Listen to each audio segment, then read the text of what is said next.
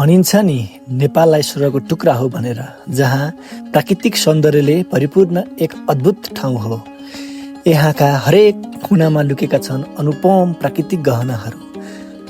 आज हामी तपाईहरूलाई यस्तो ठाउँ लिएर जाँदैछौँ जहाँ जङ्गलको बीचमा लुकेर रहेको एउटा विशाल चट्टानबाट खसेको पानीको लहरा जस्तै देखिने मनमोहक र कमेलाई मात्र थाहा भएको ठाउँ हो हात्तीछरा झरना।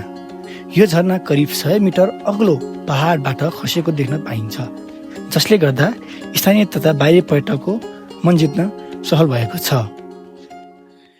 यो झरना दोलखा जिल्लाको भीमेश्वर नगरपालिका वडा नम्बर 7 मा अवस्थित रहेको छ। यो झरना पुग्नको लागि चैकोटबाट बोझ हुँदै करिब 2 घण्टाको हिँडाइमा सजिलैसँग पुग्न सकिन्छ। साथै हाइकिङ रुचाउनेहरूको लागि यो ठाउँ निकै उपयुक्त रहेको छ। हात्तीछरा 2 ठाउँबाट जान सकिन्छ, एउटा साखिने भन्ने ठाउँबाट र अर्को बोझबाट। हामी चाहिँ बोझबाट गएको हुनाले गर्दा बोझको हाइवे रोडबाट करिब 2 देखि 3 किलोमिटर अफरोड बाइक जान्छ। त्यसपछिबाट हामीले यो ठाउँमा बाइक पार्किङ गर्यौँ र पार्किङ गरिसकेपछि करिब यहाँबाट 1 देखि 1.5 घण्टाको हिँडाइमा हामी हाइछरा पुग्न सकिन्छ। साथै हामीले यात्रा गर्ने क्रममा बाटोमा हामीले थुप्रै यात्रीहरूलाई हामीले भेटेका थियौँ र हामी यहाँबाट अघि बढ्यौँ। हजुरहरू आउँदाखेरि चाहिँ कम्तीमा नि 10 देखि 11 बजीभित्र हाइछरा पुग्ने टार्गेटले आउनु होला, नत्र फेरि हामी चाहिँ ढिलो आएका थियौँ। त्यसकारण यता पानी परेर वेदरले हामीलाई साथ दिएन। हामी चाहिँ अब हिँड्दाखेरि पानी परेको हुनाले गर्दा जुका चाहिँ अत्यधिक लाग्ने हुन्छ। त्यस कारणले रेनकोटहरू छाताहरू लिएर आउनु होला।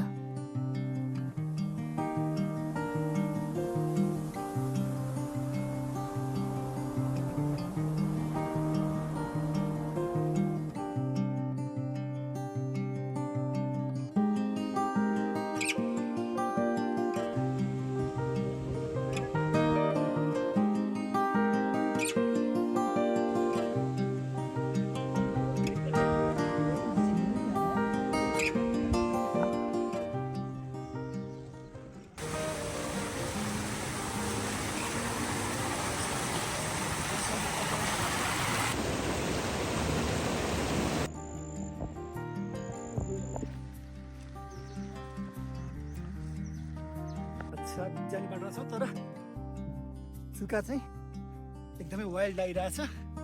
जुका चाहिँ हामीले बाटोमा धेरै दालो भेटेछौँ, हिँड्दैछौँ, तर जुका चाहिँ धेरै लागिरहेछ। भरेसम्म कति खाने थाहा छैन है त।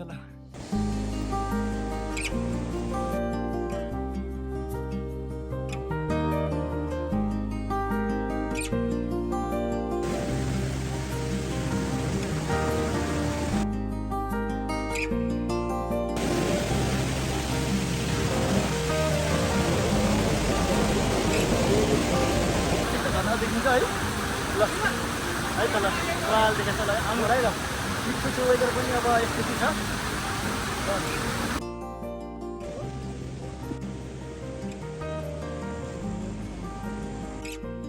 बाटो यस्तो छ गाइस है, सिकेको है। ल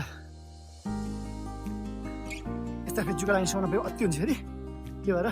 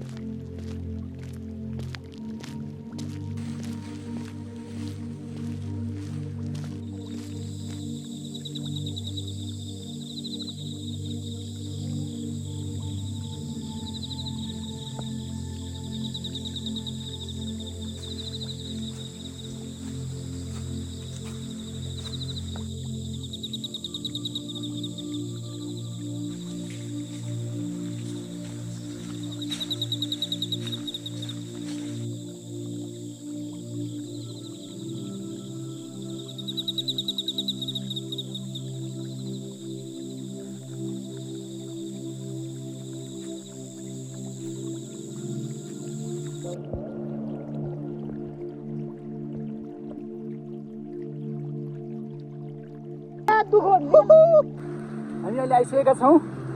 हामी अहिले